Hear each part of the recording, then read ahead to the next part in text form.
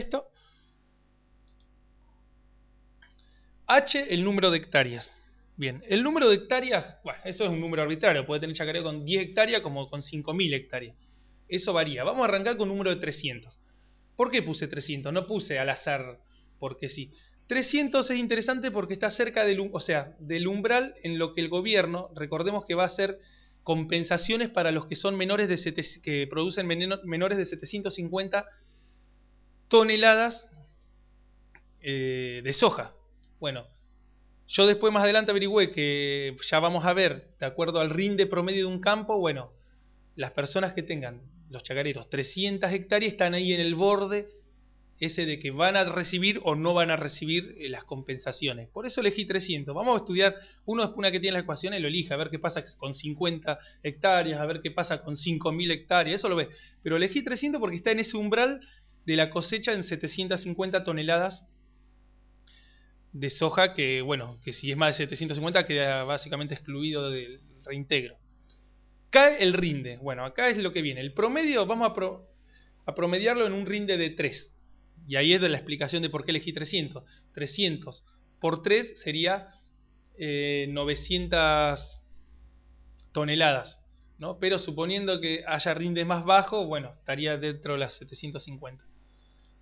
Bueno, ¿de dónde sacó un rinde de 3? Esta tabla, que fue sacada en periodo 2005-2006, si no me equivoco, otros periodos 2004-2005, tira los rindes promedios que dice que mejoró muchísimo por la maquinaria y la aplicación de tecnología en los últimos años.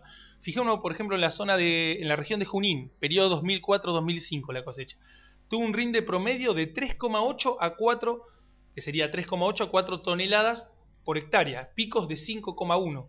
En el sudeste cordobés hubo rindes excelentes de 5,3, que es 5,3 toneladas por hectárea. En Venado Tuerto 5 con picos de 6,2, después vimos 4,8 a 5,2 con picos de 6. En la región pampeana hubo rindes de 3 a 3,5 promedio. En soja de segunda aproximadamente un promedio de 3,5 y un rinde considerado bajo es de 2,2. Pero por los valores que estábamos viendo, si yo mis ecuaciones lo pongo con un rinde de 3, un promedio, estoy de la mitad para abajo en lo que se considera, porque los campos o los chacareros o los pools de siembra, lo que sea, que ya esté aplicando tecnología, estamos viendo que van a tener rindes superiores a 3. Pero bueno, con 3 nos sirve. Entonces ya tenemos H, vamos a trabajar con 300, un rinde promedio de 3. El precio internacional, bueno, es una de las variables. Por ahora, para los primeros números, trabajemos con $550 la tonelada, que antes era una locura pensarlo, pero en los primeros días de julio digo que llegó a los 570. Ahora, en el momento que usted está viendo, bueno, tendría que ver en internet a ver cuánto está el precio de la tonelada de soja. Pero $550 es un precio para trabajar. Después podemos trabajar con 470, que estaba cuando empezó el conflicto del campo. Bueno, ya vamos a ver cómo se comporta el tema. Y después vienen los costos, que recordemos que era cantidad de dólares por toneladas. ¿Por qué pongo signo de pregunta? Porque es el más difícil de todos. Es muy difícil porque es muy heterogéneo. Existen distintos tipos de chacareros. Para que nos hagamos una idea, algo simple. No va a ser los mismos los costos para un chacarero que tenga su tierra y su maquinaria, que el que tenga su tierra pero no tiene maquinaria, que la tiene que alquilar, ¿no? Obviamente al tener que alquilarla sus costos van a ser más elevados. También tenés chacareros que tienen tierras, pero para tener más tierras alquilan otras tierras y las pueden alquilar en donde le pagan un porcentaje de lo cosechado, porque obviamente en toda cosecha hay un riesgo, o también directamente le van un valor fijo y bueno, se la juegan a que le puedan sacar un buen rinde. O sea, tenés chacareros con tierra propia y sin maquinaria, chacareros con tierra propia y con maquinaria, parceleros, los parceleros son los que van a porcentaje, con maquinaria, sin maquinarias, arrendatarios donde te alquilan, ¿no? Con o sin maquinaria, o sea, no hay una forma de decir, bueno, los costos son, para cada productor son todos diferentes. No hay una forma de unificarlo, así, bueno, vamos a tirar, no sé, $50 la hectárea o $300 la hectárea, porque depende muchísimo de muchos factores. Pero sí es importante saber cómo afecta Z en la ecuación final. Porque si después un chacarero le decís, bueno, a ver, ¿cuál es tu rendimiento de costos? Dice, es tanta tonelada, y a otro chacarero es otro diferente, ya sabemos si realmente está diciendo la verdad o no en cuanto a que sus ganancias, que pierde plata en vez de ganar plata. Entonces, vamos a estudiar qué pasa con Z. Bueno, obviamente busqué valores de esos rendimientos. como es tan variado el tema de Z de los costos por tonelada, voy a hacerlo variar de 80 a 400 dólares o más todavía o menos también.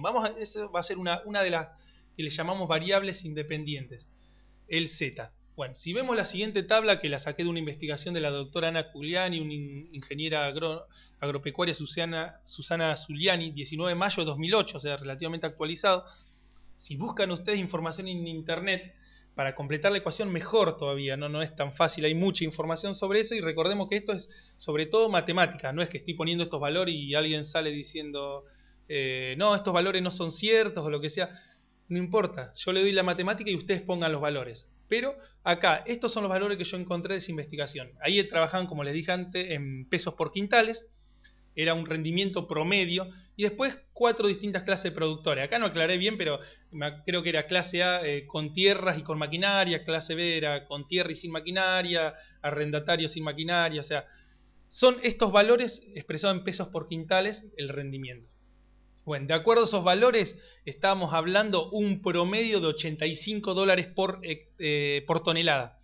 85 dólares por tonelada el tema de el rendimiento. Entonces, por eso dije de 80 para arriba, pero eso puede variar. Bueno, veamos, a ver qué pasa finalmente. Volvamos a la ecuación final que habíamos llegado, que la ganancia era HK por el polinomio P de Z. Pongamos los valores. 300 hectáreas, un rendimiento de 3, un precio internacional de 550 y Z. Bien, ahora vamos a ver qué sucede cuando variemos los costos. A ver qué es lo que sucede cuando variemos los costos. Bueno, despejemos la ecuación esa cortita porque Q recordemos que era un polinomio. Esta sería la ecuación desplegada completa con una única variable que es Z, que son los costos. Veamos qué sucederá cuando varíe Z, la ganancia del productor, ¿qué pasa? Veamos la tabla. Bueno, despejando esa ecuación, simplificando mejor dicho, llegamos a